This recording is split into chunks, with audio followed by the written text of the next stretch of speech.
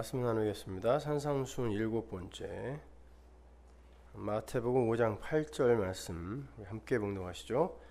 마음이 청결한 자는 복이 있나니 저희가 하나님을 볼 것이미요. 아멘. 마음이 청결하면 하나님을 본다.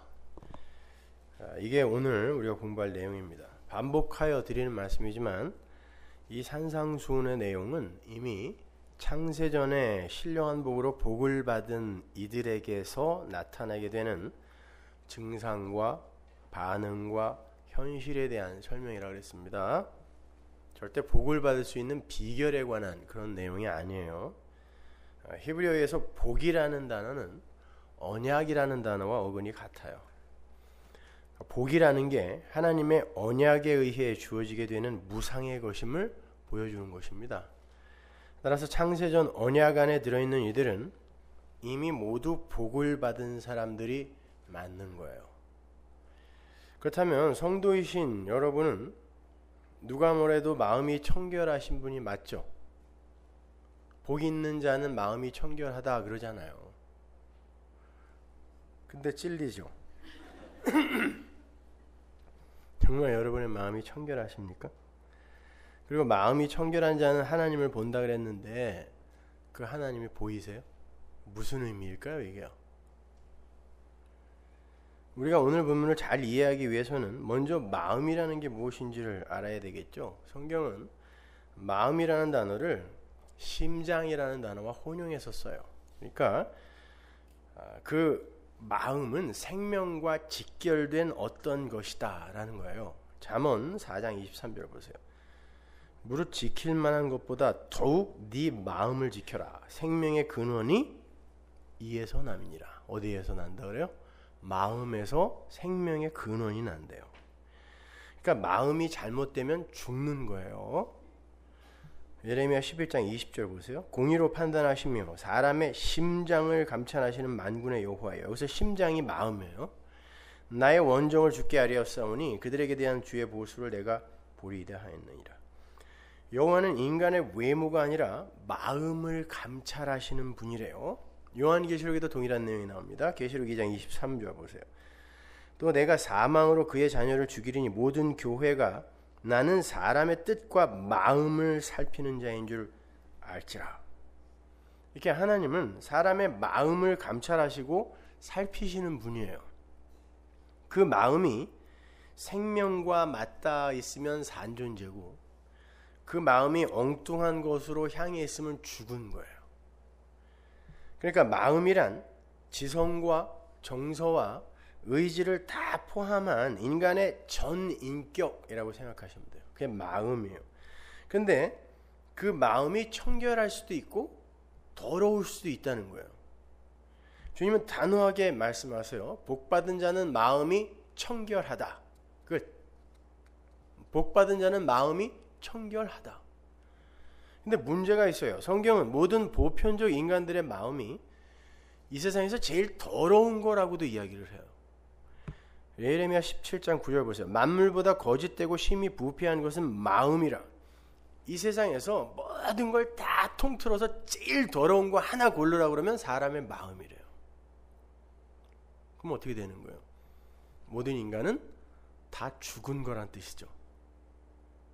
그래서 사도 바울이 모든 인간을 죄와 허물로 죽은 자라고 하는 거예요. 그렇다면 마음이 청결하다는 건 도대체 무엇을 이야기하는 것인가? 먼저 청결이라는 단어의 의미부터 정확하게 규명을 해보겠습니다. 여러분, 청결이 뭐예요? 청결의 사전적 의미는 티 없이 맑아서 정직하고 사특함이 없고 흔들림이 없는 고요한 상태예요. 정말 성경이 말하는 청결이 그런 것일까요? 그렇다면 저는 자신 없어요. 속에 더럽고 악한 마음을 품지 않고 항상 선하고 착한 생각만 하는 것을 청결이라 그럴까요? 보통 여러분은 이 대목을 배우면서 그렇게 마음을 청결하게 가꿔라. 그래야 복 받는다. 그래야 하나님 볼 수 있다. 그래서 열심히 청결히 가꿨잖아요. 닦아지던가요? 그 마음이. 청결한 마음은 우리가 열심히 노력하면 가질 수 있는 그런 종류의 마음이 맞아요? 그렇다면 중세 때의 수도원 운동이나 예수님을 십자가에 못 박아 죽여버렸던 쿰난 공동체나 SNF파의 그 성결 운동, 그리고 기독교 역사 내내 기독교의 암적인 존재로 기생해 오던 신비주의자들의 그 열심, 그 사람들도 깨끗이 살았습니다, 여러분. 그리고 세상의 마음을 빼앗기지 않겠다고 심산유곡에서 수도와 정진을 하는 스님들의 열정, 이런 걸 다 청결의 범주 안으로 끌어들여서 묶을 수 있습니까? 적어도 그분들은 우리보다는 청결하잖아요. 이 청결이 그 사전적 의미의 청결이라면 그들은 과연 그들의 열심을 바탕으로 청결을 성취해서 보이지 않는 하나님을 볼 수 있었을까요? 마음이 청결하면 하나님을 본대잖아요.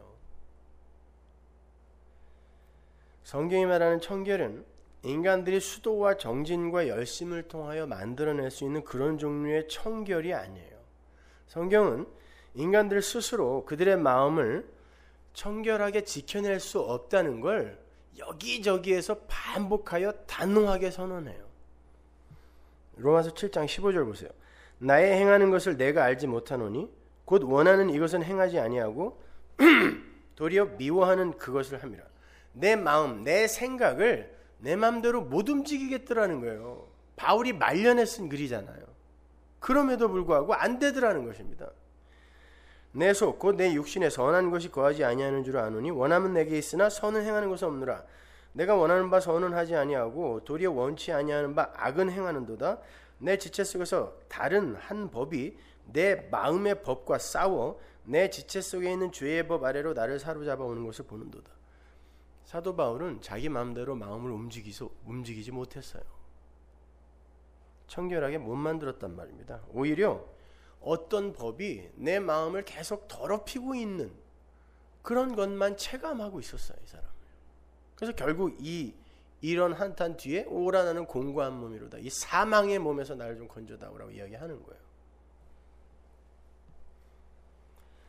그러면 어떻게 마음을 청결하게 하라는 거예요?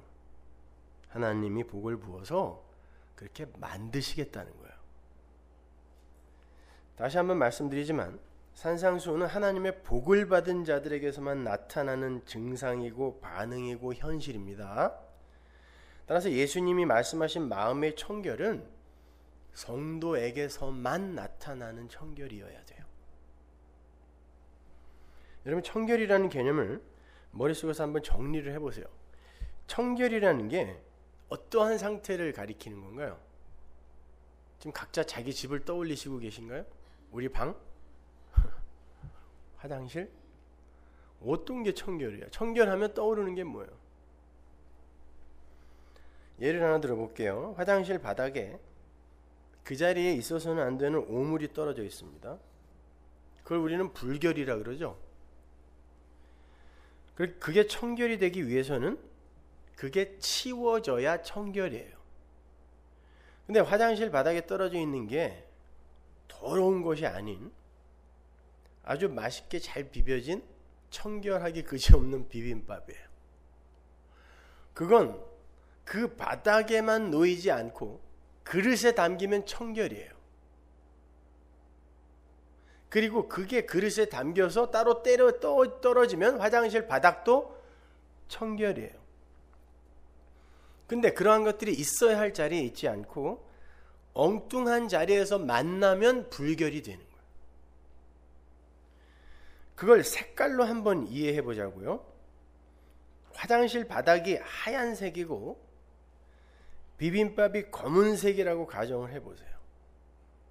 그렇게 하얀 바탕에 검은 게 떨어져 있는 게 불결입니다. 그러면 청결은 뭐예요? 거기에서 검은색이 사라지면 청결이죠. 따라서 청결이라는 건 있어야 할 것이 각자 제자리를 찾아가는 것인과 동시에 여러 가지 색깔이 한 색으로 통일이 되는 걸 이야기를 해요. 그러한 내용을 모두 담고 있는 단어가 청결, 카타로스예요. 영어로는 pure예요. clean이 아니에요. pure. 그러니까 마음의 청결이라는 건 마음이 있어야 할 제자리를 찾아서 하나의 색을 갖게 되는 걸 이야기해요. 그게 마음의 청결이에요. 그러면 마음이 불결하고 더럽다는 건 무엇을 말하겠습니까? 마음이 있어야 할 자리를 찾지 못하고 여러 색깔로 존재하는 걸 불결이라고 그래요. 그걸 성경이 어떻게 표현하냐면 두 마음을 품는 것이라고 이야기해요.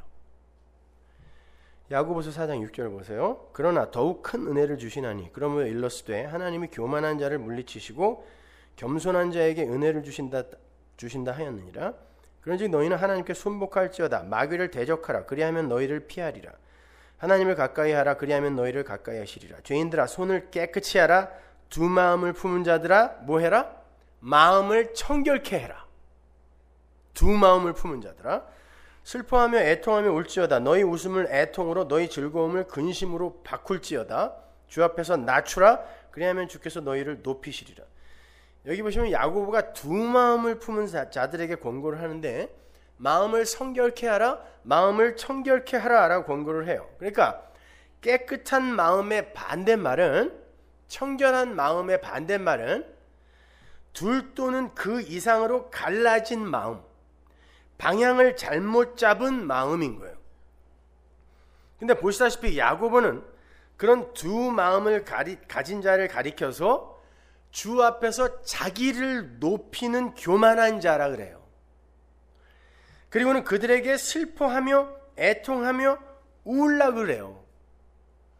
사람들은 이 세상에서 자기를 숭배하면서 기뻐하며 유쾌해하며 행복하려고 하는데 야고보가 너희들은 낮아져서 슬퍼하며 애통해야 된다 그래요.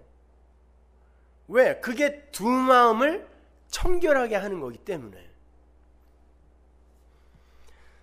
산상수훈의 맥과 상통하죠? 애통해라, 슬퍼해라, 낮아져라. 그게 복받은 자다 그러는 거예요. 그게 두 마음이란 하나님을 향해서만 집중되어야 하는 마음이 나라는 육적 자아에게 분산이 되어 있을 때 그걸 두 마음이라 그래요. 그걸 교만이라 그러죠. 휘브리스. 피조물이 있어야 할 자리를 벗어나서 신의 영역을 침범한 걸 휘브리스라 그러잖아요. 그걸 굳이 한글이 교만이라고 번역을 한 거거든요.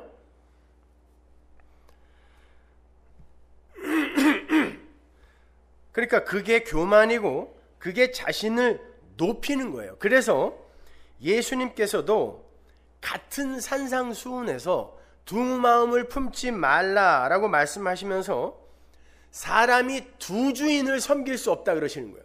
그리고 그 두 주인을 맘몬과 하나님으로 제시를 하죠. 맘몬은 재물로 번역이 됐지만 신의 이름입니다. 맘몬과 하나님. 근데 그 맘몬의 중심, 주인공은 누구예요? 나예요. 그러니까 나와 하나님 두 주인을 못 섬기는 거예요. 근데 오늘날 대부분의 기독교인이라고 하는 이들은 내가 주인이 돼서 하나님을 부리려고 하지 하나님의 종이 되어 그분의 뜻을 성취하는데 내가 쓰이는 걸 절대 원하지 않아요. 근데 하나님은 분명 두 주인은 못 섬긴다 그랬거든요. 그게 두 마음으로 갈라지는 거고 그게 부정한 마음이고 그게 하나님의 진노 아래 놓일 죄인의 실체란 말이에요. 마태복음 6장 24절 보세요. 한 사람이 두 주인을 섬기지 못할 것이니 혹 이를 미워하며 저를 사랑하거나 혹 이를 중히 여기며 저를 경히 여김이라. 너희가 하나님과 재물을 겸하여 섬기지 못하느니라. 자, 여기에 만문과 하나님을 두 주인이라고 하는데 여러분도 아시다시피 성경에서 사람을 붙들어서 가두어서 종으로 삼을 수 있는 존재는 딱 두 존재. 하나는 죄, 마귀죠. 그래서 죄의 종 그러잖아요. 너희들이 마귀의 세간이었다 그러잖아요. 그리고 너희 아비는 마귀다 그러죠. 그리고 하나는 하나님이에요. 주의 종, 하나님의 종 이렇게 쓴단 말이죠. 그러니까 두 주인은 하나님 이외에 나를 중심으로 한 하나님 이외에 다른 것을 숭배하는 거, 거기에 초점이 더 가 있는 거, 요게 마귀예요. 요게 내가 내 인생의 주인이 되는 거, 요게 마귀의 실체이고, 여기에 종이 되거나 아니면 하나님의 종이 되어서 나를 삭제당하고 부정당하는 그 두 부류의 사람밖에 없어요.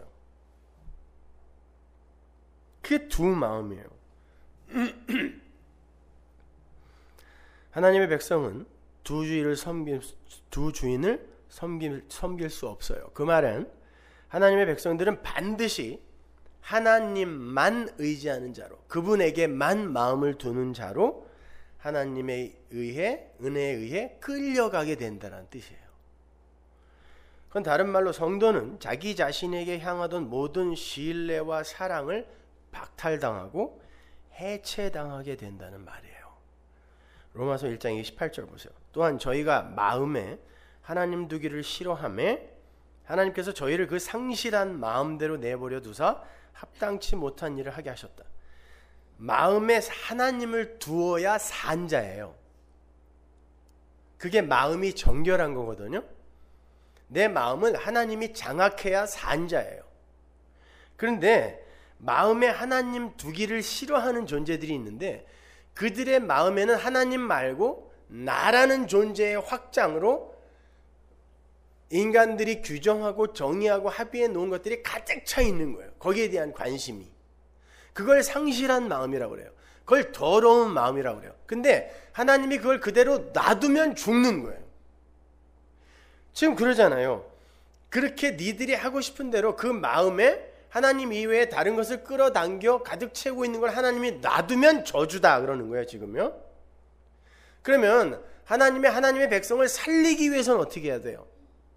하나님 이외에 인간들이 붙들고 있는 거, 그들의 마음이 가 있는 대상을 하나님이 그들의 마음에서 하나하나 끊어내는 작업을 하는 거죠. 이게 마음의 청결이에요. 마음이 청결하게 되는 건 여러분이 할 수 있는 게 아니라 하나님이 신앙생활을 통하여 여러분의 인생 속에서 행하시는 거예요. 근데 그게 힘들어요. 그래서 애통, 심령이 가난함, 의에 줄이고 목마름 이런 것과 연결이 되어 마음이 청결한 자가 나오는 거예요. 그건 우리가 할 수 있는 게 아닙니다, 여러분. 하나님께서 우리를 그렇게 만들어 가시는데 그게 우리의 삶 속에서 청결로 하나님에게만 마음을 두는 상태로 이제 드러나게 되는 거예요. 조금씩 지향성으로요. 그런데 야고보는 1장에서 그렇게 두 마음을 품은 자들을 가리켜서 의심하는 자라고 부르고요. 한 마음으로 정결케 된 사람들을 믿는 자라고 불러요. 조금씩 이제 의미가 확실해지고 있는 거예요. 야고보서 1장 5절 보세요. 너희 중에 누구든지 지혜가 부족하거든 모든 사람에게 후히 주시고 꾸짖지 아니하시는 하나님께 구하라. 그러하면 주시리라. 주일날 제가 이 지혜가 뭔지 설명해 드렸죠. 성경에 나오는 지혜는 모두 다 성전 짓는 지혜를 이야기하는 거예요. 오직 믿음으로 구하고 조금도 의심하지 말라. 의심하는 자는 마치 바람에 밀려 요동하는 바닷물결 같으니 이런 사람은 무엇이든지 주께 얻기를 생각하지 말라. 두 마음을 품어 모든 일에 정함이 없는 자로다. 이 말씀을 단순히 의심하면서 구하는 건 절대 하나님께서 응답하지 않는다 이런 뜻이 아니에요. 여러분 기도하면서 진짜 한 번도 의심해 본 적 없어요? 나는 할 때마다 의심이 가요. 안 들어주면 어떡하지? 이거 의심이잖아요. 근데 언제 우리가 한 번이라도 의심하지 않고 기도해 본 적이 있어요? 의심하면 안 돼. 의심하지 말아야지. 그럴수록 더 의심이 들잖아요. 안 될 것 같고. 근데도 그러한 기도가 응답되는 경우가 왕왕 있죠. 뭐예요? 할머니, 저 하나님이 일구이연하시는 거예요? 의심하지 않는다는 건 이게 될까 안 될까 하면서 조급해하면서 촐랑대는 걸 의심이라고 그러지 않아요. 성경에서는요. 그건 국어사전에 나오는 개념이고 믿음에서 비롯된 것이 아닌 걸 의심이라고 그래요. 성경은요. 믿음에서 비롯된 게 아닌 거. 이걸 의심이라 그래요. 그래서 믿는 자와 의심하는 자가 대조되고 있는 거예요. 로마서로 가보세요. 4장 18절. 아브라함이 바랄 수 없는 중에 바라고 믿었으니 이는 내 후손이 이같으리라 하신 말씀대로 많은 민족의 조상이 되게 하려 하심을 인함이라. 그가 백세나 되어 자기 몸에 죽은 것 같음과 사라의 태에 죽은 것 같음을 알고도 믿음이 약해지지 아니하고 믿음이 없어 하나님의 약속을 의심치 않고 믿음에 견고하여져서 하나님께 영광을 돌리며 약속하신 그것을 또한 능히 이루실 줄을 확신하였으니 그러므로 이것을 저에게 의로 여기셨느니라. 사도 바울이 뭘 몰라도 한참 모르는 거죠. 아브라함과 사라가 진짜 의심 안 했습니까? 의심했을 뿐만 아니라 킥킥거리면서 비웃기까지 했어요. 저 노인네가 노망 들었나 보다 이렇게. 근데 도대체 바울은 무엇을 근거로 아브라함과 사라는 절대 의심하지 않았다라고 이야기하는 걸까요? 여러분, 믿음의 주체는 누구죠? 1차적으로 하나님이죠. 하나님이 믿음으로 아브라함을, 믿음으로 사라를, 이게 히브리서 11장이잖아요. 히브리서 11장의 주어는 믿음이에요. 믿음이 그렇게 만들어낸 거거든요. 믿음에 의해 끌려가는 과정 속에 있는 이가 한 모든 행위는 의심치 않음이에요. 그게. 왜냐하면 믿음에 의해 끌려가면서 믿음을 향하여 가는 이이기 때문에 그게 의심치 않음이에요. 그래서 바울이 그가 의심하지 않았다라고 하는 거예요. 그러니까 여러분이 갖고 있는 그러한 정의들은 다 내려놓고 다시 싸우면서 성경을 이해하셔야 돼요. 그렇게 그냥 국어사전의 개념대로만 여러분이 성경을 보시게 되면 이런 내용들은 전혀 이해가 안 되는 거예요. 정리를 하면 이렇게 됩니다. 청결하지 못한 불결한 마음은 마음이 하나로 모아지지 못하고 두 마음으로 갈라져 있는 상태를 말하는데, 그 두 마음은 의심하는 마음이고 의심하는 마음은 믿음이 없는 상태를 말하는 거예요.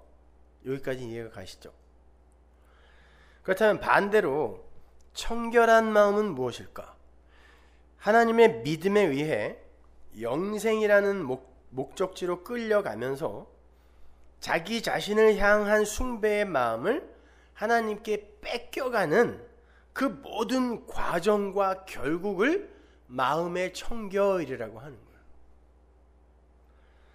마음이 한 곳으로 모아지는 상태. 그래서 야고보가 지혜 없는 자들에게 지혜를 구하라고 하면서, 그 지혜는 나를 하나님이 온전히 거하는 완전히 깨끗한 하나님의 성전으로 만드는 지혜잖아요. 그러니까 지혜를 구하라라고 하면서 의심하지 말고 구하라고 한 거예요. 그 말은 하나님께서 지혜를 주실까 안 주실까 의심하지 말고 구하라는 게 아니라 의심하지 않는 자, 그게 뭐라 그랬어요?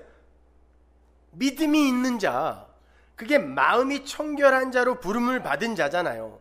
그러한 자들은 성전으로 지어져 가는 지혜를 구하게 된다는 거고, 그렇게 믿음을 선물 받은 자들은 그 구하는 것을 반드시 받게 된다는 뜻이에요. 왜냐하면 하나님의 원래의 목적지가 하나님이 온전히 거하는 성전으로 지어내는 거죠. 그러면은 결국은 그 존재의 주체성이 완전히 이제 삭제되고 부정되는 거잖아요. 그래야 하나님이 들어가서 온전한 처소로 그를 장악하죠. 그러니까 그렇게 창세전 언약에 의해 하나님에 의해 부름을 받은 자들은, 믿음을 선물 받은 자들은 결국 하나님, 저 하나님의 성전으로 온전히 지어지게 해주세요라는 기도를 하게 되고, 그건 반드시 준다란 뜻이에요. 그래서 의심하지 않고 구해야 준다라고 하는 거지, 의심하지 않고 구하는 건 다 받을 수 있으니까 뭐 마인드 컨트롤을 해서라도 의심하지 마, 이건 아닌 거죠. 아무리 의심하지 않고 구해보세요. 주시나? 안 줘요. 성경은 그러한 처세나 삶을 살아가는 방법론에 관한 그런 내용이 단 한 줄도 적혀 있지 않아요. 하나님의 백성이 거룩한 성 새 예루살렘으로 지어져 가게 되는데 필요한 은혜와 능력과 긍휼, 그 지혜, 그건 반드시 준다는 거예요. 그런데 그게 뭐였죠? 제가 창세기 1장부터 하나님의 신이 수면 위에 운행한다, 거기서부터 시작해서 쭉 설명해 드렸는데 뭐예요? 성령이었잖아요. 예? 성령이 우리 안에 들어오셔서 지혜가 되셔서 우리를 하나님의 백성으로 완성해내는 거잖아요. 그래서 예수님이 이렇게 말씀하시는 거예요. 누가복음 11장 13절. 너희가 악할지라도 좋은 것을 자식에게 줄 줄 알거든 하물며 너희 천부께서 구하는 자에게, 다른 데서는 좋은 것이라고 했지만 여기는 성령을 주시지 않겠느냐 이러는 거예요. 두드려라 열릴 것이다. 찾아라 주실 것이다. 그래놓고 구하는 자에게 왜 좋은 거 안 주시겠니? 그랬단 말이에요. 근데 그 좋은 게 성령이었단 말이에요. 이게 같은 말이에요. 하나님은 성령을 당신의 백성에게 지혜를 주셔서 그를 마음이 청결한 자로 만들어내는 거예요. 그렇게 깨끗이 비워져야 하나님이 들어가니까 청결, 그리로 우리를 끌고 가시는 거란 말입니다. 믿음을 선물로 받은 하나님의 백성들은 주여 수년 내에 나를 부흥케 하옵소서라는 기도를 반드시 토해내게 만드신단 말이에요. 하박국의 기도였잖아요. 그 부흥이 뭐라 그랬어요? 나에게 있어서 하나님 앞에서 잘려져 나가야 할 것들은 빨리 오셔서 좀 잘라주세요 라는 뜻이에요. 잘라주세요. 나를 주인공으로 한 세상의 성전 쌓기, 그리고 세상의 가치와 힘에서 점점 눈을 돌리는 자로 밀려 내려간다는 뜻이에요. 그게 마음의 청결입니다. 근데 야고보서 1장 6절에 보면 이렇게 두 마음을 품은 자, 의심하는 자는 요동하는 풍랑과 같다 그러죠. 부정한 마음을 가진 자는 요동하는 풍랑과 같대요. 그 대목을 읽으시면 어떤 에피소드가 생각나세요? 요동하는 풍랑, 거기에서 의심이 많은 자요, 믿음이 적은 자요 라는 욕을 먹은 사람, 베드로잖아요. 성경은 그렇게 하나로 다 연결이 돼요. 마태복음 14장 28절 보세요. 베드로가 대답하여 가로되 주여 만일 주시어든 나를 명하사 무리로 오라 하소서 한데 오라 하시니 베드로가 배에서 내려 무리로 걸어서 예수께로 가되 바람을 보고 무서워 빠져가는지라 소리질러 가로되 주여 나를 구원하소서 하니 예수께서 즉시 손을 내밀어 저를 붙잡으시며 가라사대 믿음이 적은 자여 왜 의심하였느냐 하시고 배에 함께 오름에 바람이 그치는지라.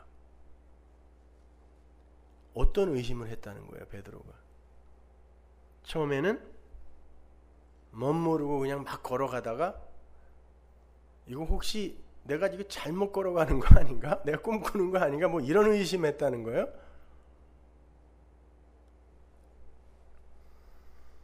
베드로가 요동하는 풍랑 위에서 예수님에게 부탁을 합니다. 무리를 걸을 수 있게 해달라는 거였어요. 28절에 보면 거기에 명하사라는 단어가 있죠. 베드로가 지금 예수님의 말씀의 권능을 바라보고 있는 거예요. 주님께서 말씀을 하시면 그 말씀 앞에 요동하는 풍랑도 중력이라는 자연 법칙도 다 복종을 할 것이다라는 거예요. 그걸 믿음이라 그래요. 예수님께서 오라라고 말씀을 하세요. 말씀이 드디어 권능을 발휘하기 시작하죠. 그랬더니 정말 그 말씀 앞에 자연이 순복을 해요. 자연의 법칙이 말씀에 딱 가로막혀서 지휘를 못하는 거예요. 만류인력도 다 없어져 버려요. 그 순간에. 그걸 깨닫고 인정하는 거, 그걸 믿음이라고 그래요. 모든 게 하나님의 뜻 아래에 복종되어지고 있는 것임을 인정하고 나가 중심이 된 역사라는 상황과 현실에서 자유하게 되는 그런 게 믿음인 거고, 그렇게 만들어내시는 게 또한 믿음이에요. 하나님의 믿음이 우리를 그렇게 만들어내는 거예요. 하나님의 뜻이라면 이 현실과 이 상황은 내가 이렇게 휘둘릴 만한 것이 아니다. 이 믿음을 발휘하는 자로 하나님의 믿음이 만들어낸단 말입니다. 그게 믿음이거든요. 물론 그 역사라는 상황과 현실 속에는 자기 자신의 가능성과 공로와 업적과 능력도 모두 포함이 되는 거예요. 그 모든 것들이 하나님의 뜻 안에서 하나님의 언약을 이루는 데 필요할 도구일 뿐이지 나에게 닥치는 사건, 현실 다 마찬가지예요. 하나님의 뜻을, 하나님의 언약을 이루는 데 다 필요한 도구일 뿐이며 자기 자신에게 사유될 수 있는 게 아님을 알 때 성도는 자유하게 되는 거예요. 그걸 믿음이라 그래요. 근데 그러한 믿음으로 요동하는 무리를 걷던 베드로가 이건 믿음과 의심이 무엇인지를 설명하기 위해 하나님이 지금 그렇게 연출을 하시는 거지, 베드로가 어떤 놈이다를 여러분이 거기에서 분석하시려고 하면 안 돼요.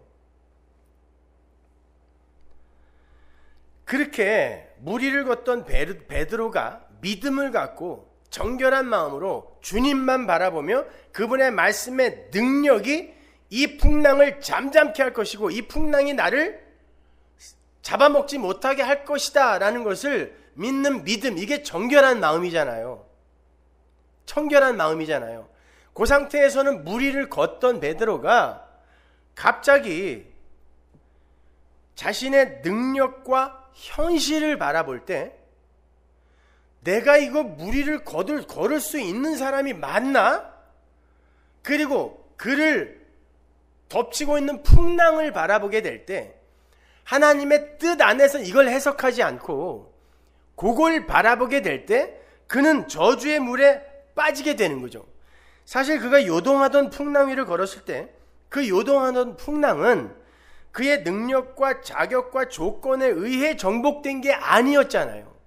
그러면 그냥 그렇게 믿고 가면 되는 건데 갑자기 나는 뭐야 그럼? 내 가치는 어떻게 챙겨가질 거야? 이렇게 되다 보면 나에게 가치를 부여하게 되면 그 풍랑을 이기는데 도움이 되는 게 아니라 그 풍랑이 진짜 나를 잡아먹는 게 되어버리는 거예요. 풍랑이라는 현실과 자기 자신의 힘과 능력을 바라보느라 말씀의 능력을 까맣게 잊게 된 베드로가 당연히 풍랑에 빠지게 된 거예요. 그걸 믿음 없음, 의심이라고 하는 거예요. 그래서 왜 의심했니? 라고 하는 거지. 거기서 베드로가 어떤 의심을 했을까? 그거는 우리가 궁금해할 사항이 아닌 거예요. 하나님의 뜻과 능력만을 바라보아야 하는 자들이 자기 자신과 세상으로 눈을 돌리는 걸 믿음 없음, 의심이라고 하는 거고, 그걸 재물이라고도 표현을 하는 거고, 그걸 두 마음이라 하는 거고, 그 마음이 청결하지 못한 마음인 거예요.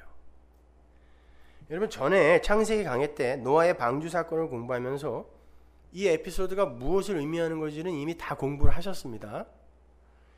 베테랑 어부들이 광야 동편에서 서편의 가나안으로 노를 저어 가는데 어떻게 알아요? 이게 오병이어의 기적이 일어났던 현장에서 반대편으로 가는 거니까. 근데 오병이어의 기적이 일어난 곳은 광야 에레모스잖아요. 그러니까 요단 동편, 갈릴리 동편이란 말이에요. 거기가 광야죠. 그래서 요단을 건너야 가나안이잖아요.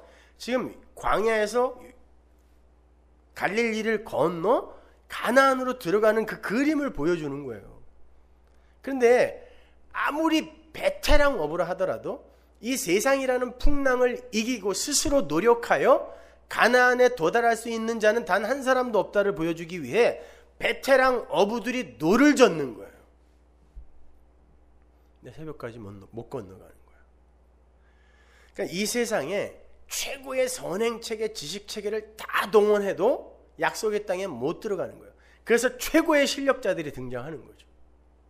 그때 이들이 다 이제 저주의 물에 빠져 죽어야 할 상황인데 물 위에 홀로 둥둥 뜬 분이 이게 노아의 방주잖아요. 기식하는 것들이 다 빠져 죽는 그 상황에서 물 위에 동동 떠 있는 단 하나, 방주예요. 그게 하나님 나라였죠. 예수님이 내가 하나님 나라인데 하나님 나라가 여기 왔다 그랬잖아요. 방주, 예수님이 둥둥 떠서 오는 거죠. 그리고는 내 안으로 들어오라라고 하는 거예요. 그래야 산다는 것이죠. 그래서 그들이 예수님을 영접했더니 그들이 가려던 땅에 도달했다 그러잖아요. 그러니까 우리가 가나안에 들어가는 유일한 길은 예수를 믿는 방법, 영접하는 방법밖에 없는 것인데, 우리가 나를 바라보고 내 조건과 자격과 됨됨이를 챙기려 할 때 우리는 빠지게 되는 거고, 그게 노아의 홍수 사건에서 물에 빠지는 게 뭐였어요? 하나님의 저주요 심판이요? 사망이었잖아요. 그게 사망이다를 보여주는 게 바로 베드로가 물에 빠진 사건이란 말입니다. 그게 의심이며 그게 두 마음을 품은 거예요. 그러니까 하나님만, 예수만 전적으로 의지하는 게 믿음이고 의심하지 않는 거고, 그게 마음이 청결한 거란 말이에요. 전혀 안 믿으시는 표정인데.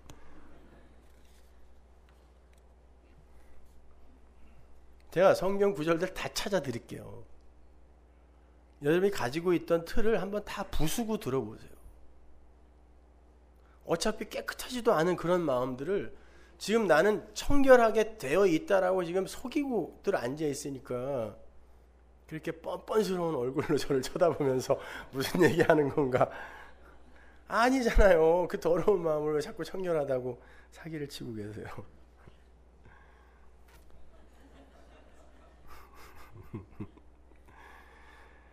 자, 그 믿음의 이야기 속에 믿음 없음의 이야기, 의심의 이야기, 청결하지 못한 마음의 이야기가 삽입되는데, 그게 베드로가 물에 빠진 사건이에요. 그러면 하나님께서 당신의 백성들 그 죽음에서 건지시기 위해 어떤 조처를 취하셔야 하는가? 자기 자신에 대한 신뢰와 사랑과 관심을 더 이상 가지지 못하게 그 사람의 육적 자아를 쳐가시는 거예요. 그래야 그가 살아요. 나는 믿을 존재가 못 되네요. 아니, 풍랑 속에서 그냥 예수만 붙들면 되는데 왜 자꾸 내가 나의 자격과 조건과 열심과 노력을 챙기려고 했죠? 그게 물에 빠져 죽는 건데 제가 몰랐네요. 이렇게 나에 대한 신뢰와 사랑과 나에 대한 집착을 하나님이 자꾸 끊어가시는 거예요. 그래서 자꾸 우리의 자신에 대해서 실망하게 만들고, 우리가 어떤 존재인지를 나에게 자꾸 들키게 하고 세상에게 들키게 하시는 거예요. 그게 잘 가는 거예요.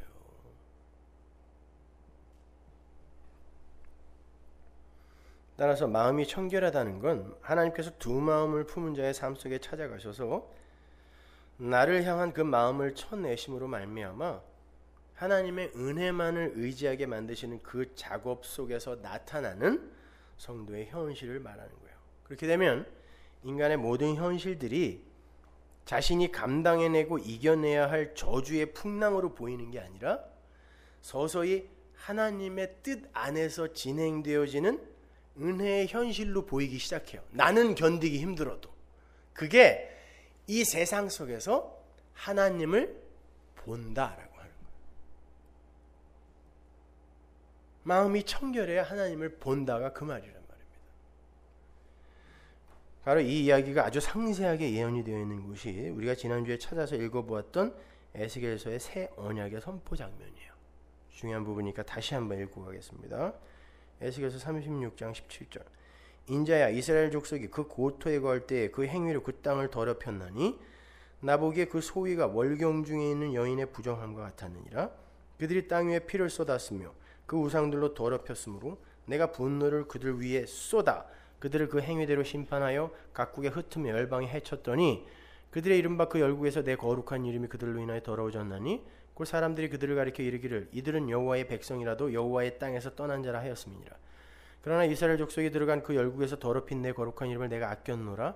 그러므로 너는 이스라엘 족속에 이르기를 주 여호와의 말씀에 이스라엘 족속아 내가 이렇게 행하면 너희를 위함이 아니요 너희가 들어간 그 열국에서 더럽힌 나의 거룩한 이름을 위함이라. 열국 가운데서 더럽힘을 받은 이름 곧 너희가 그들 중에서 더럽힌 나의 큰 이름을 내가 거룩하게 할지라. 내가 그들의 목전에서 너희로 인하여 나의 거룩함을 나타내리니 열국 사람이 나를 여호와인 줄 알리라. 나 주 여호와의 말이니라.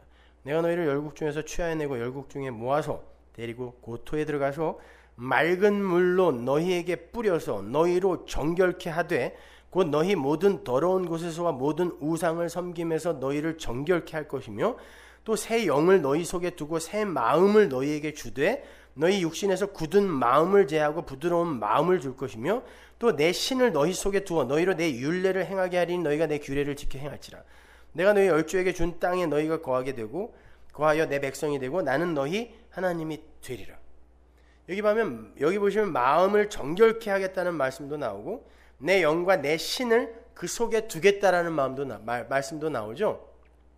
이 말씀은 야고보서 1장에 의심하지 않는 자들, 두 마음을 품지 않은 자들이 지혜를 구하면 반드시 받게 된다, 성령을 구하면 반드시 받게 된다라는 그 말씀과 누가복음 11장에 구하는 자에게 성령을 주시지 않겠느냐라는 말씀이 성취되고 있는 모습이에요.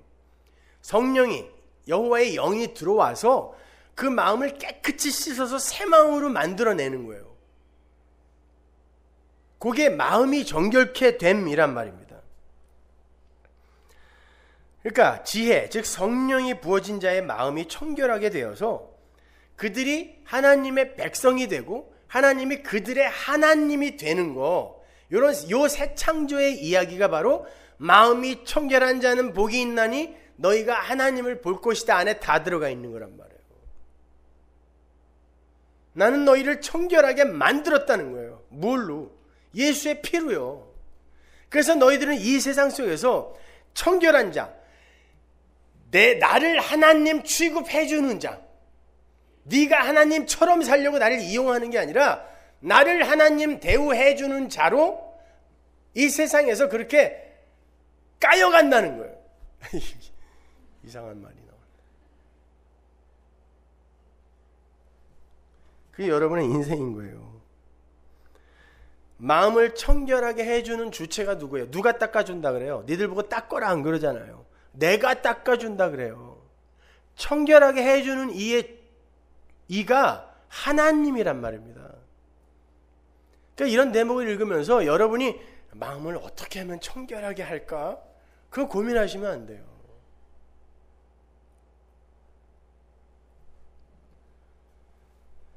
하나님께서 마음을 청결하게 해주신다는 건 이미 말씀드린 것처럼 나를 향해 뻗어있는 마음을 끊어내시는 거예요. 그래서 마음이 청결하게 되어가는 성도의 삶이 애통인 거고 심령의 가난으로 나타나는 거고 줄이고 목마른 걸로 나타나는 거예요. 잘려가니까, 부수어져 가니까.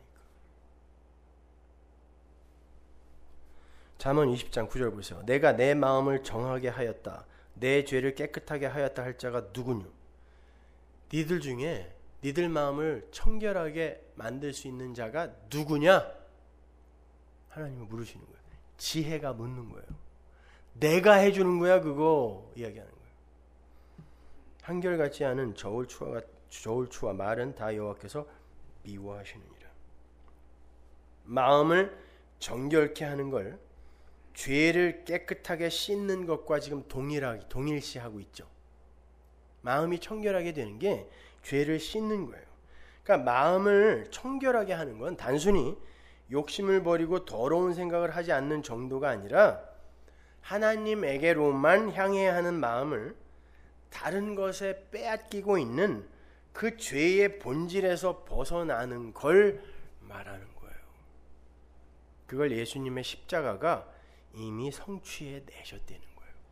히브리서 9장으로 가보세요. 13절. 염소와 황소의 피와 및 암송아지의 죄로 부정한 자에게 뿌려 그 육체를 정결케 하여 거룩케 하거든. 하물며 영원하신 성령으로 말미암아 흠없는 자기를 하나님께 드린 그리스도의 피가 어찌 너의 양심으로 마음으로 죽은 행실에서 깨끗하게 하고 살아계신 하나님을 섬기게 못하겠느냐. 뭐가 마음을 정결하게 해요? 어린 양의 피, 그리스도의 피가요.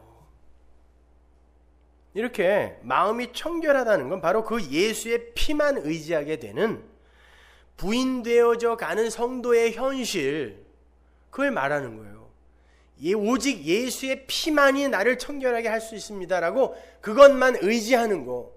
그래야 내가 나의 가능성이나 나라는 존재에 대해 의지하지 않고 의존하지 않을 수 있고, 이 세상의 다른 선행체계, 지식체계 같은 것들에, 이 세상의 어떤 가치나 힘 같은 것들에 나를 부탁하지 않을 수 있는 거잖아요. 그게 마음의 청결이란 말입니다. 출애굽기 19장 10절 보세요. 여호와께서 모세에게 이르실 때 너는 백성에게로 가서 오늘과 내일 그들을 성결케 하며 그들로 옷을 빨고 모세가 산에서 내려 백성에게 이르러 백성으로 성결케 하니 그들이 자기 옷을 빨더라. 옷만 빠르면 성결하게 되나요? 왜 출애굽기에서 하나님이 자기 백성들에게 시내산에서 너희들은 정결케 돼야 돼, 정결케 돼야 돼 이렇게 반복하여 말씀하시죠? 그리고 왜 옷을 빨게 하실까요? 이게 요한계시록에 나오잖아요. 계시록 7장 14절에 보면 큰 환란에서 나오는 하나님의 백성들이 있는데 흰 세마포 옷을 입고 있어요. 근데 그 옷을 어디에 빨았다 그래요? 어린 양의 피에 빨았다 그러죠.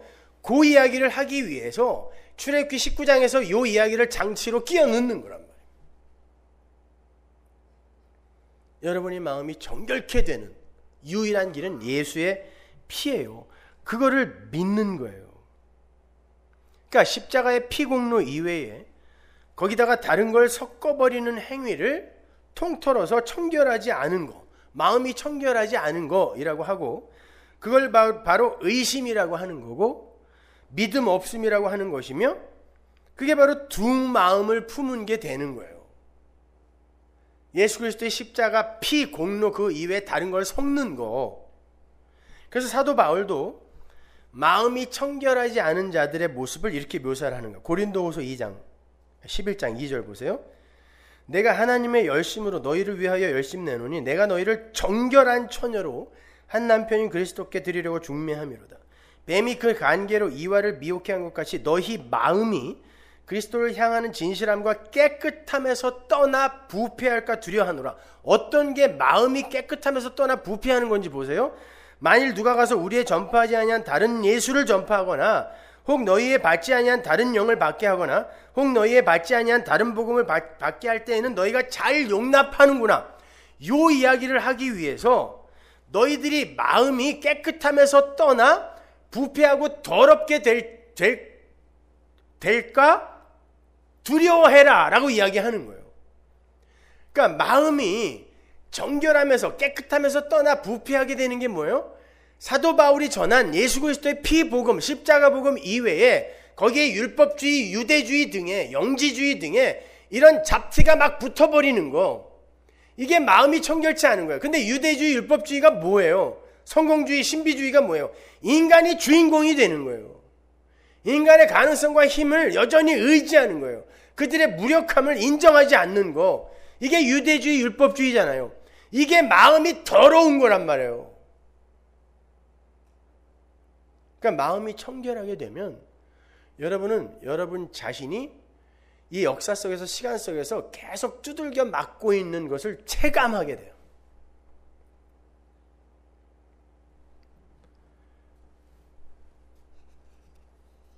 히브리서로 가면요, 마음을 어떻게 정결하게 하고 굳게 할 수 있는지가 명확하게 기록이 되어 있습니다. 히브리서 13장 9절. 여러 가지 다른 교훈에 끌리지 말라 또 나오죠. 십자가 복음 이외에 다른 거에 끌리지 말아라. 마음은 은혜로서 굳게 함이 아름답고 식물로서 할 것이 아니에요. 식물은 뭐냐면 먹는 거, 절기 이런 것 같고, 유대주의, 율법주의가 초대교회 안으로 뛰어들어왔다고요. 거짓 선지자, 거짓 교사들이. 그런 걸로 마음이 정케 되는 거 아니야. 마음은 은혜로만 정케 되는 거니까 다른 교훈에 끌리지 말아라 라고 이야기하는 거예요. 히브리서 10장으로 한번 가보세요. 22절. 우리가 마음의 뿌림을 받아 양심의 악을 깨닫고 몸을 맑은 물로 씻었으니 참 마음과 온전한 믿음으로 하나님께 나아가자. 마음의 청결은 우리 마음에 예수의 피가 뿌려짐으로 성취되는 거라는 거예요. 히브리서 기자가 맑은 물로 씻은 참 마음을 온전한 믿음이라고 부르죠. 온전한 믿음, 예수만 꽉 의지하는 온전한 믿음이 물로 씻은 참 마음, 청결한 마음이라는 뜻이에요. 바울은 어떻게 청결한 마음을 설명하는지 보세요. 디모데후서 3장 8절. 얀네와 얀브레가 모세를 대적한 것 같이 저희도 진리를 대적하니, 진리는 예수 그리스도예요. 진리를 대적하니 이 사람들은 그 마음이 부패한 자요 믿음에 관하여는 버리운 자들이다. 마음이 부패하고 더러운 자들이 뭐예요? 믿음에서 떨어진 자라는 거예요. 그리고 진리를 불의로 막는 자들이란 뜻이에요. 그게 마음이 더러운 자들이에요. 예수 그리스도 그 진리를 인간의 의로 덕지덕지 가려버리는 거, 이게 불의로 진리를 막는 거였잖아요. 로마서에서 저희가 여러 차례에 걸쳐 강의를 했잖아요. 그게 믿음 없음이죠. 예수만 믿어야 되는데 인간들이 자기들의 행위를 자꾸 의지하는 거, 그게 마음이 부패한 거예요. 더러운 거란 말입니다. 사도행전에서 누가는 어떻게 설명하는지 보세요. 사도행전 15장 9절. 믿음으로 저희 마음을 깨끗게 하사 저희나 우리나 분간치 아니하셨느니라. 뭘로 마음을 깨끗하게 하셨다고요? 믿음으로. 그 믿음은 1차적으로 하나님의 믿음이고 우리의 믿음인 거예요. 믿음으로만 마음이 청결하게 돼요. 그 말은 예수만 믿는 자, 하나님 저는 안 되네요. 왜 여전히 제 마음이 이렇게 더럽죠?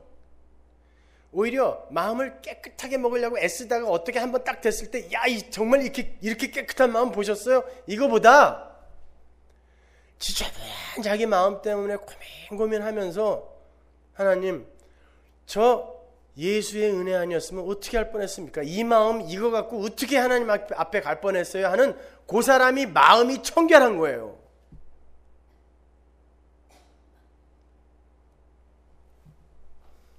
잘 이해하셔야 돼요. 그러니까 복음 아닙니까? 그러면 하나님을 본다는 건 무슨 말일까요? 시편 24편으로 가서 다윗의 시를 한번 보겠습니다. 24편 3절. 여호와의 산에 오를 자 누구며 그 거룩한 곳에 설 자가 누구고 그 손이 깨끗하며 마음이 청결하며 뜻을 허탄한 데 두지 아니하며 거짓 맹색치 아니하는 자다. 저는 여호와께 복을 받고 구원의 하나님께 의를 얻으리니 이는 여호와를 찾는 족속이요 야곱의 하나님의 얼굴을 구하는 자로다. 마음이 청결한 자가 여호와의 산에 오르고 거룩한 곳에 선다 그래요. 근데 그는 여호와께 복을 받은 사람이고 여호와께 의를 받은 사람이래요. 그 사람이 마음이 청결한 자라 그래요. 중요한 건 그가 하나님의 얼굴을 보기를 원하는 자다 그러죠. 6절에 하나님의 얼굴을 구하는 자로다. 그렇다면 하나님의 얼굴을 보는 자는 여호와의 복을 받은 마음이 청결하고 하나님께 의를 얻은 자들이란 뜻이죠. 바로 그 아래로 내려가면 여호와를 보게 되는 마음이 청결한 자가 어떠한 자들인지가 명확하게 나오는데 시편 24편 7절 보세요. 문들아 너희 머리를 들지어다. 영원한 문들아 들릴지어다. 영광의 왕이 들어가시리로다. 영광의 왕이 뉘시뇨. 강하고 능한 여호와시요 전쟁에 능한 여호와시로다. 여러분이 많이 부르는 찬양이잖아요. 여러분들이 이렇게 찬양 부를 때 이분들이 이거 알고 부르시는 건가? 가끔 그래요. 그래서 머리를 제가 가끔 긁적거리고 있는데, 전쟁에 능하신 승리의 여호와가 문 안으로 들어가죠. 이거 레위인들이 외치던 소리예요. 이게 문들아 들어라. 이게 문 열어라 라는 뜻이야. 성소의 문을 열어라 라는 뜻이에요. 마음이 깨끗하고 정결한 자에 대한 이야기를 하시다가 갑자기 성소의 문을 열어라. 왜? 여호와, 전쟁에 능하신 여호와가 이겼다란 뜻이에요. 근데 성소는 어디예요? 하나님이 거하시는 좌소예요. 성전. 그 문 열어라. 그 말은 마음이 청결한 자는 지 마음을 자기가 주인이 되어서 아주 철옹성처럼 꼭꼭 닫고 있다가 하나님이 그를 이기시고 그 성전을 열고 전쟁에 이기신 하나님이 들어가서 거기를 꽉 채우는 거. 이게 마음이 청결한 거고 그가 하나님을 보는 자란 말이에요. 그러면 그렇게 나를 이기신 하나님이 성소의 문을 열고 내 안으로 들어와서 나를 꽉 채우게 됐을 때 나는 어떻게 되는 거예요? 나는 부정되는 거예요. 그 자리가. 그렇게 내가 부정되어지는 자리에서 이게 바로 하나님의 선한 뜻이다를 알아먹는 게 여호와를 보는 거예요. 보이지 않는 하나님을 어떻게 봐요? 그 우리의 일상, 보이는 일상과 역사 속에서, 인생 속에서 하나님의 뜻을 분별해내는 거예요. 이게 하나님이 이끌어 가시는 게 맞구나라고 인정해내는 걸 여호와를 본다라고 이야기한단 말입니다. 시편 73편으로 가시면 하나님을 본다는 게 무슨 의미인지 조금 더 구체적으로 이해하실 수 있어요. 시편 73편 1절. 하나님이 참으로 이스라엘 중 마음이 정결한 자에게 선을 행하시나. 지금 마음이 청결한 자가 이제 하나님을 볼 것인데 그들에게 하나님이 선을 행하신다 그래요. 근데 그 선의 내용이 여러분이 너무나 잘 아는, 마음이 청결한 자들이 겪어내야 하는 그 내용이 여러분이 너무나 잘 아는 시편 73편이에요. 근데 그게 무슨 내용이었어요? 어떻게 하나님을 모르는 저들은 죽을 때도 때깔이 곱게 저렇게 죽고 고통이 없이 죽고, 어떻게 돈을 안 벌려고 해도 저렇게 더 많이 벌고 살이 쪄서 눈알이 다 튀어나오나요? 근데 하나님을 섬긴다는 나는 뭡니까? 아침마다 징책이요 종일 재앙입니다. 이게 마음이 청결한 자에게 행하는 여호와의 선입니까? 나중에 아삽이 알죠. 이게 하나님이 마음이 하나님의 백성의 마음을 청결하게 하시기 위한 하나님의 선행함이 맞네요. 그걸 하나님을 본다라고 하는 거예요. 요동하는 풍랑 속에서 하나님을 본다라고 이야기하는 거란 말입니다. 그렇다면 우리가 우리의 모든 일상 속에서 하나님의 일하심을 감지하고 그곳에서 하나님을 본다면 우리가 우리의 환경이나 현실을 보면서, 그리고 우리에게 닥치는 사건들 속에서 거기에 흔들리면 안 되죠. 그게 베드로의 이야기예요. 의심하는 자가 흔들리는 거예요. 그렇다고 여러분이 전혀 안 흔들린다는 말이 아니에요. 흔들릴 수밖에 없기 때문에 하나님이 인생 속에서 여러분이 하나님만 의지하는 자로 지금 만들어가고 계시다라는 뜻이지, 전혀 흔들리시면 안 돼요라는 뜻이 아니에요. 그러나 이 복음을 들으면 들을수록, 알면 알수록 조금씩 거기에서 요동치 않게 된다고요. 시편 46편 1절 보세요. 하나님은 우리의 피난처시오 힘이시니 환난 중에 만날 큰 도움이시라. 그러므로 땅이 변하든지 산이 흔들려 바다 가운데 빠지든지 바닷물이 흉흉하고 뛰놀든지 그것이 넘심으로 산이 요동할지라도 우리는 두려워 아니하리로다. 10절. 이르시기를 너희는 가만히 있어 내가 하나님됨을 알지어다. 땅과 바다는, 역사 속의 땅과 바다는 흉흉하고 요동칠 수밖에 없어요. 그런데 하나님을 피난처로 삼지 않은 자들은 그것과 함께 요동칠 수밖에 없어요. 근데 너희는 가만히 있으라는 말은 아무것도 하지 말고 가만히 있으란 말이 아니라 뿌리 박고 움직이지 말란 뜻이에요. 너희는 가만히 있어. 왜? 피난처가 나거든. 이미 너는 방주인 내 속에 들어와 있는데 거기에 흔들리면 안 된다는 거. 그게 너를 절대 못 죽여란 뜻이에요. 그래서 너희는 가만히 있어. 이게 마음이 청결한 자예요. 너를 보지 말고 네 현실을 보지 마. 그거 보면 너 사망의 문에 빠지게 돼 있어. 그거 이겨보겠다고 네가 애쓴다? 거기서부터 너 물에 한 발씩 빠지기 시작해. 일단 나를 붙들으라는 거예요. 그래야 안 빠져요. 그게 가만히 있어요. 우리가 가만히 있으므로 하나님이 열방과 세계 중에서 높임을 받는 거예요. 이게 역사의 목적이라 그랬잖아요. 우리가 애써서 헤엄쳐서 가나안으로 건너가는 거, 이거 하나님이 원하지 않으세요. 하나님의 이름과 능력이 열방과 세계 중에 높임을 받는 그 자리에 쓰임 받으셔야 돼요, 여러분은요. 그게 성도의 인생이란 말입니다. 그러니까 이 땅에서 진짜 마음이 청결했던 분은 누구 하나요? 예수님이죠. 그분은 하나님의 뜻만 보고 쫓아가신 분이에요. 두 마음 품지 않았어요.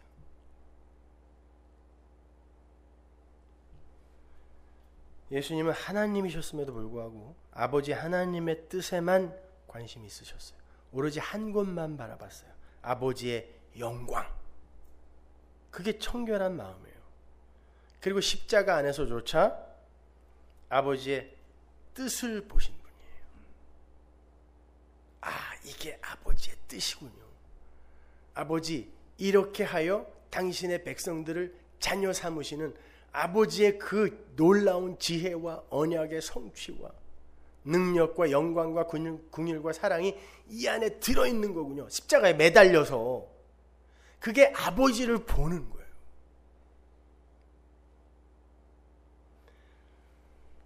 요한복음 14장 9절 보세요. 예수께서 가라사대 빌립아, 내가 이렇게 오래 너희와 함께 있을 때 내가 나를 알지 못하느냐? 나를 본 자는 아버지를 보았거늘 어찌하여 아버지를 보이라 하느냐? 여러분, 하나님을 보는 건 예수를 알아보는 거예요. 다른 말로 예수를 믿는 믿음이 바로 하나님을 보는 거란 말이에요. 그 예수가 우리의 모든 복을 완료하여 수여하셨다라는 거, 그게 믿어질 때 우리의 역사 속 환경이나 현실은 그렇게 큰 무게로 우리를 누르지 못해요. 우리는 우리의 현실과 상황 속에서 그렇게 하나님을 보게 되는 것이고, 그렇게 하나님을 바라보며 하나님만을 바라보며 의지하는 그 마음, 그게 마음이 청결한 거예요. 마음이 청결한 자는 예수 안에서 하나님 아버지를 보는 거예요. 나는 예수 안 믿으면 큰일 날 존재구나. 이게 마음이 청결한 거예요. 그러니까 그 예수 안에서 그들이 하나님 아버지를 볼 수 있다라고 하는 거예요. 그게 지금 여러분의 인생 속에서 이루어지고 있죠? 그렇잖아요. 안 되죠, 잘. 신앙생활이 뭐 이래요. 그러니까 예수를 붙드세요. 그게 마음이 청결한 거예요. 다 끝났는데 계속 못 알아듣는 것 같아서 반복을 하는 거예요. 이해가 가시죠? 네, 기도하겠습니다. 하나님 은혜를 감사합니다. 아버지 하나님, 우리의 마음이 너무 더럽고 부패하여 이렇게 죄와 허물로 죽어있는 상황에서 아버지 우리 찾아오셔서 이렇게 우리의 마음을 정결케 청결하게 만들고 계십니다. 비록 그것이 우리의 통점에서 아픔으로 감지가 된다 할지라도 그것이 진짜 복임을 잊지 말게 하시고 그 속에서 하나님 아버지를 보는 자로 살게 하옵소서. 예수님의 이름으로 기도합니다.